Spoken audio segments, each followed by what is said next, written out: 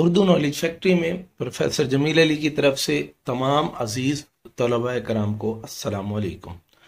जैसा कि आपको मालूम है कि जमात नहम और दहम के पेपर करीब हैं और तलबा कराम बहुत कशमकश और परेशानी के आलम में हैं कि उर्दू के पेपर में किस तरीके से नंबर वसूल किए जाएं, नंबर हासिल किए जाएं और वो भी 100%। उर्दू के पेपर में सबसे ज़रूरी बात उर्दू के पेपर की प्रेजेंटेशन है, पेपर को लिखने का अंदाज है। बहुत से तलबाए कराम इस गलती का शिकार रहते हैं कि वो पेपर को अपनी तर्ज की प्रेजेंटेशन के साथ खूबसूरत बनाने की कोशिश करते हैं, जो कि इम्तिहानी नुक्ता नज़र के बिल्कुल खिलाफ होती है, दुरुस्त नहीं समझी जाती। मैं आपके सामने जमात नहम की उर्दू के पर्चे की प्रेजेंटेशन लाया हूं, जिससे आप ये मुकम्मल इम्तिहानी नुक्ता नज़र के मुताबिक तरीक़ाकार है और इसमें मैंने आपको सवालात को हल करने की तरतीब भी समझाई है। सबसे पहले आपके पास ऑब्जेक्टिव तर्ज का पेपर आएगा जो 15 नंबर का होगा। उसे हल करने के बाद नसरी हिस्सा आपको दिया जाएगा। नसरी हिस्से में सब्जेक्टिव तर्ज में आपके पास जो सबसे पहले हल करने वाला सवाल है वो जुमलों की तकमील, जिसे ज़रबुल मिसाल कहते हैं, ये जुमलों की दुरुस्ती। 5 नंबर का सवाल है, 5 जुमले होते हैं, इन्हें कंप्लीट करना होता है, मुकम्मल करना होता है। अब इसे लिखने का जो अंदाज है, सबसे पहले आप सवाल नंबर 1 अपनी तर्ज का दें। वहां पर आप सवालिया पेपर के सवालात के मुताबिक नंबरिंग ना दें, अपनी नंबरिंग दें और ऊपर सवाल मेंशन करें। जैसे कि आपके सामने है, जुमलों की तकमील या जुमलों की दुरुस्ती। नीचे इस तरतीब से आप 5 सवालात जो जुमले दिए गए हैं उन्हें मुकम्मल करें, लिखें। उसके बाद सवाल नंबर 2, आपके पास सवालात के जवाबात हैं जो हिस्सा नसर, नज्म व गजल से लिए जाते हैं। उसमें सवालात लिखने की ज़रूरत नहीं होती, तलबाए कराम बहुत ज़्यादा वक्त का ज़िया करते हैं। इसमें ज़रूरी है कि सवाल नंबर 2 लिखें, सवालात के जवाबात लिखें और फिर उन सवालात की नंबरिंग रोमन में अपने हिसाब से दें। और अगर पहला सवाल आपके पास हिजरत नबवी से क्या मुराद है, तो सिर्फ हेडिंग दें हिजरत नबवी और उसके बाद नीचे जवाब लिखना शुरू करें। फिर अगर उसके बाद सवाल खत्म होने पर खत्मा की एक खत खींचें, जिससे पहला और दूसरा सवाल ये दोनों आपका एक दूसरे से जुदा हो जाए और आपको भी अंदाजा हो जाए कि ये सवाल दूसरे सवाल से अलग है। तो अब आपने इसमें सवाल नंबर 1 और 2 को देखा। देखने के बाद इस तरतीब से आपने 5 सवाल मुकम्मल करने होते हैं। बहुत से तलबा कराम इजाफी सवालात कर लेते हैं, कर लेना अच्छी बात है, लेकिन वक्त को मलूज़ खातिर रखें।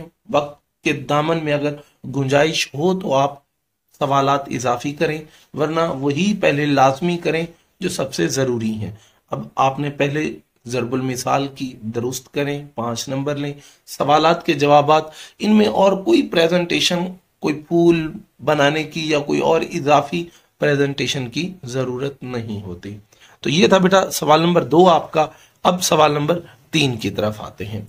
सवाल नंबर 3 आपके पास नज्म का खुलासा या मरकजी ख्याल है।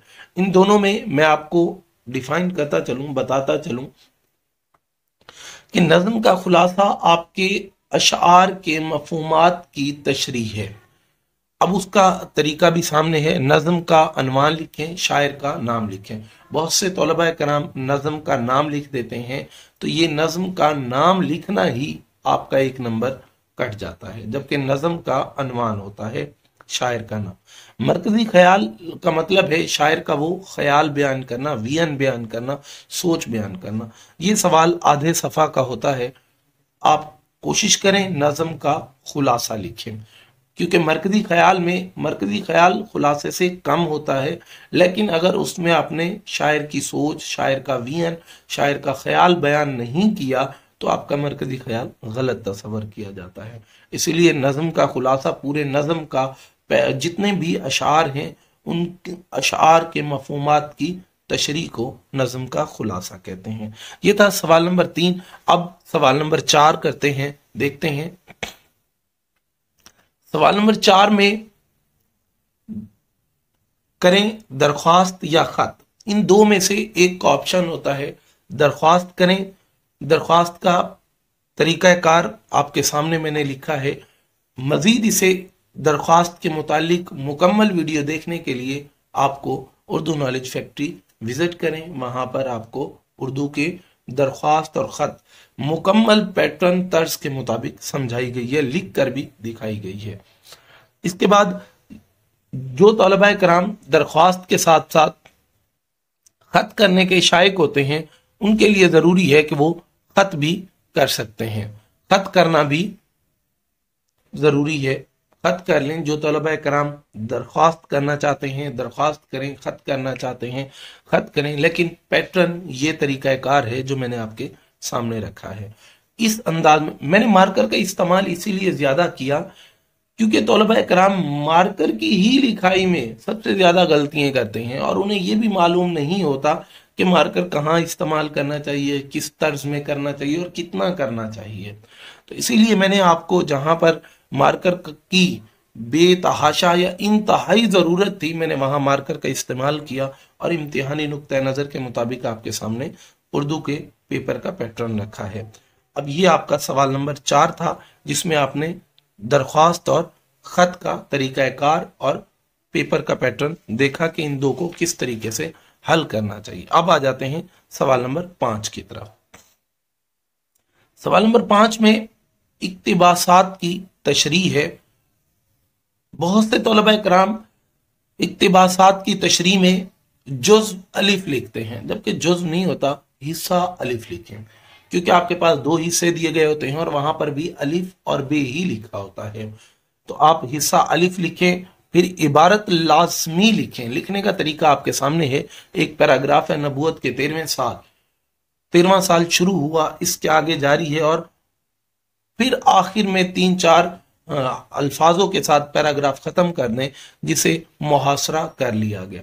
अब इसमें जरूरी है सबक का अनवान, मुसन्निफ का नाम और खत कशीदा अल्फाज के माने। अब ये 3 चीजें आपसे अलग अलग और चौथे नंबर पर तशरीह है।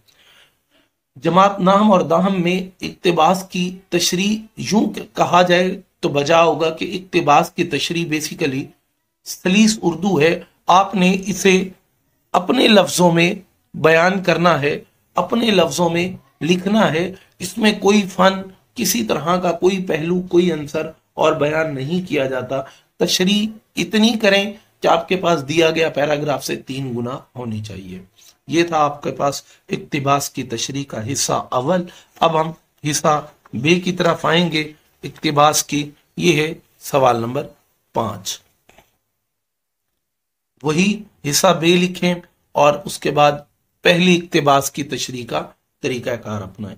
और ये सवाल जो एक सवाल के 2 हिस्से हैं, उन सवालात के लिए इंतहाई जरूरी है कि सवाल नंबरिंग दें। जैसे कि सवाल नंबर 5 था, पहले इक्तिबासात की तशरीह में हिस्सा अलिफ लिखा, फिर सवाल नंबर 5 लिखें, हिस्सा बे लिखें और फिर मुकम्मल पैटर्न वही पहली इक्तिबास वाला अपनाएं। अब है बेटा सवाल नंबर 6। सवाल नंबर 6 में आपके पास मौजूद है कहानी नवीसी। अब ये कहानी भी है और इसके साथ मुकालमा भी आता है। तो कहानी लिखने में कुछ शरायत लागू नहीं है, सिर्फ कहानी का पैटर्न है जो मैंने आपके सामने लिख दिया है। आपके सामने है, कहानी नवीसी लिखें, अनुमान लिखें। जो इम्तिहान में अमूमन सवालात आता है वो इखलाकी सबक का आता है कि इत्तेफाक में बरकत है, कहानी लिखें। अब आप 2 बैल और शेर वाली लिख सकते हैं। इत्तेफाक में बरकत है, इस पर किसान और 4 बेटे हैं, वो लिख सकते हैं। जो भी आपको कहानी आती है, आपने जिसका इखलाकी सबक इत्तेफाक में बरकत है वो बने, वो कहानी नोट कर दें, लिख दें। कहानी की सबसे अहम और जरूरी शर्त सिर्फ यही है कि कहानी के कमो बेश 3 पैराग्राफ हों। इसके अलावा जुमलों का रब्त है, इमला है, वो तो आपको मुकम्मल पेपर में एहतियातन इस्तेमाल करने होंगे। इमला भी दुरुस्त करना होगा, इसके साथ मुकालमा नवीसी का है। अब मुकालमा नवीसी में या तो कहानी कर लें या मुकालमा नवीसी करें। मुकालमा नवीसी में किरदार हैं, किरदार बताने पड़ते हैं, और सबसे ज़रूरी बात मुकालमा नवीसी में रमूज़ औकाफ का इस्तेमाल है। जो तलबा कराम बहुत सी जगहों पर गलतियां करते हैं, रमूज का इस्तेमाल नहीं करते, और ये 5 नंबर का सवाल इन्हीं गलतियों में रमूज के इस्तेमाल ना करने की मद पर नंबर काट लिए जाते हैं, वो जुमला गलत तस्वुर किया जाता है और इस तरीके से आपके नंबर कटते हैं। तो मैं सजेस्ट करूंगा अपने तलबा कराम को, कहूंगा, राय दूंगा कि बेटा कहानी करें, मकालमे को छोड़ दें, क्योंकि कहानी लिखना आसान है, मकालमे में बहुत सी जगहों पर पेचीदगियां हैं जो तलबा कराम बहुत मुश्किल से हल करते हैं। इसके बाद सवाल नंबर 6 के बाद सवाल नंबर 7 है। सवाल नंबर 7 में आप लिखेंगे हिस्सा नज्म और हिस्सा गजल। अब हिस्सा नज्म गजल का जो पहलू है, सवाल नंबर 7 अशार की तशरीह। हिस्सा नज्म लिखें, उसके बाद पहला खुद की नंबरिंग दें, नंबरिंग देने के बाद शेर लिखने का तरीका लिखा है, महरम भी है डैश, आगे मिसरा खाली छोड़ दें, दूसरा मिसरा शेर की अलामत लाजमी लगाएं, दूसरे मिसरे का पहला हिस्सा छोड़कर भेद खुला तेरा। इसमें नज्म का अनवान लिखें, शायर का नाम लिखें, हले लुगत। हले लुगत मैंने इक्तिबास के तरीके में भी आपको खत कशीदा अल्फाज के मायने में बताई है, उस अंदाज से भी कर सकते हैं, इस अंदाज से भी लिखी जा सकती है। फिर मफहूम है, मफहूम का मतलब है कि मुश्किल लफ्जों के मायने को तरतीब से लिखना।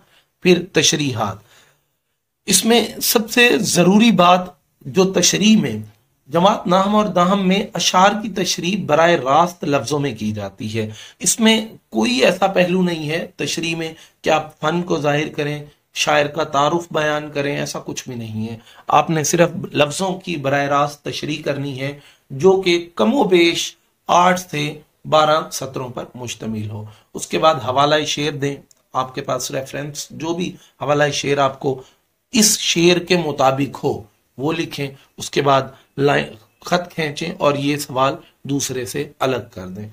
इसी तरह शेर नंबर 2 लिखा है, गो सबसे मुकद्दम, और उसके बाद शेर की अलामत है कैसे अदा तेरा, ये नात का शेर है, और वही तरीकाकार पहले शेर वाला मुकम्मल उसी अंदाज में लिखें हिस्सा। इस तरह हिस्सा नज्म के अशार बिल तरतीब 5 होंगे, 5 में से 3 करने, और आपको तीनों बिल तरतीब करने हैं, तरतीब के साथ करने हैं। ऐसा नहीं कि पहला शेर हिस्सा नज़म से और दूसरा शेर हिस्सा गजल से ले लें, तो ये आपका सवाल पूरे का पूरा गलत तस्वुर होगा और चेक करने वाला आजमाइश का सामना होगा उसे, और वो बिल्कुल भी आपकी इस हक में नहीं होगा कि वो आपके इन सवालात की कश्मकश में खींचातानी करता रहे, देखता रहे, और उन्हें अगर आप तरतीब से करेंगे, अच्छे अंदाज में करेंगे, उन्हें समझ होगी। इसके बाद सवाल नंबर 7 का वही हिस्सा गजल है। इसमें आपके पास 3 अशार दिए जाते हैं जिनमें से 2 की तशरीह करनी होती है आपने। इसी तरह हिस्सा गजल में और हिस्सा नज्म में पैटर्न में थोड़ा सा फर्क है। फर्क क्या है, बहुत से तलबा कराम हिस्सा गजल में नज्म का अनवान है और हिस्सा नज्म में नज्म का अनवान है, और हिस्सा गजल में अनवान नहीं होता, गजल का अनवान नहीं होता, इसीलिए शायर का नाम लिखें। हले लुगत, मफहूम और तशरीह, हवाला शेर वही तरीकाकार है जो हिस्सा नज्म का है, सिर्फ हिस्सा गजल में शायर का नाम नहीं आता। बाकी शेर खत्म हो वहां पर खत खींचें, वही दूसरा नंबर दें, वही शेर उसी अंदाज में लिखें जैसे हिस्सा नज्म में आपको बताया, और हिस्सा गजल के पैटर्न को लेकर चलें। ये था बेटा सवाल नंबर 7। अब सवाल नंबर 8 की तरफ आते हैं। ये सबसे आखिर में आने वाला सवाल है। खुलासा, आपके पास नसरी असबाक के 2 अनवान दिए जाते हैं जिनमें से आपने एक का खुलासा तहरीर करना होता है। खुलासे के लिए हवाला मतन दें, सबक का अनवान लिखें, मुसन्निफ का नाम लिखें। यहाँ पर तलबा कराम गलती करते हैं, सबक का नाम लिख देते हैं और मुसन्निफ का नाम लिख देते हैं, जबकि सबक का अनवान होता है, नाम नहीं होता। नाम किसी इस्म का है और सबक जो होता है इसका पहलू होता है, मौजू होता है, इसीलिए सबक का अनवान लिखा जाता है। मुसन्निफ का नाम लिखें। सन्फ अदब, हर सबक का नसरी हिस्से में कोई ना कोई किरदार होता है, सन्फ होता है, और ये लाजिम तौर पर होता है, ये लिखें। उसके बाद आखिर में माखिज लिखें। माखिज लिखने के लिए अगर तो आपके पास माखिज दिया गया है तो लिख दें, नहीं दिया गया तो ना लिखें, क्योंकि सबक सामने आते ही आपको अंदाजा हो जाता है कि ये सबक फलां किताब से अखज किया गया था, फलां पहलू से लिया गया था, फलां शायर की मुसन्निफ की फलां किताब थी, तो वो माखिज लिखें। उसके बाद बराह रास्त आपने खुलासा शुरू करना है, जहां पर पेपर खत्म हो, खत खींचने के बाद खत्म शुद्ध लिख दें, यहाँ पर आपका पेपर। बाकी बकिया जितनी भी आपके पास शीट्स होंगी, सफ़े होंगे, उन पर ना तो लाइन लगाने की ज़रूरत है, ना वक्त के ज़िया की ज़रूरत है। इस तरतीब से अगर आप पेपर को हल करते हैं तो 2 घंटे 30 मिनट का पेपर आप 2 घंटे 10 मिनट में, 2 घंटे 15 मिनट में, 2 घंटे 5 मिनट में हल कर लेते हैं। और ये पेपर का एक खूबसूरत पैटर्न है जो बिल्कुल इम्तिहानी नुक्ता नज़र के एन मुताबिक तरीका कार के है। इसीलिए और बहुत से तलबा इकराम उर्दू में नंबर ना लेने की वजूहात भी उनका पेपर का तरीका कार होता है, हल करने का पेपर का पैटर्न होता है। मुख्तलिफ जगहों पर उन्होंने मुख्तलिफ डिज़ाइन बना रखे होते हैं। ऐसा डिज़ाइन बनाना ना तो बोर्ड के रूल्स में है, ना बोर्ड के जो पेपर चेक कर रहे होते हैं उन्हें कोई अच्छा तासुर पैदा होता है। तासुर पैदा करने के लिए, अच्छे तासुरात जाने के लिए पेपर को खूबसूरत लिखें। पहले वही सवालात हल करें जो आपको अच्छे तरीके से और ज़्यादा नंबर देने वाले हों। उम्मीद करता हूं कि आपको इस लेक्चर से बहुत ज़्यादा फ़ायदा हासिल होगा और आप इस लेक्चर को मुकम्मल देखें। मज़ीद इस तरह की उर्दू से रिलेटेड, उर्दू और मुतालिया पाकिस्तान का पेपर पैटर्न, तरीक़ाकार और सवालात के लिए उर्दू नॉलेज फैक्ट्री को देखते रहिए। और किसी तरह का भी कोई सवाल है तो आप कमेंट बॉक्स में लिख दीजिए, मैं इंशाल्लाह आपके सवालात के जवाबात बर वक्त दूंगा। अल्लाह ताला आपका और मेरा हामी और नासिर हो। वस्सलाम।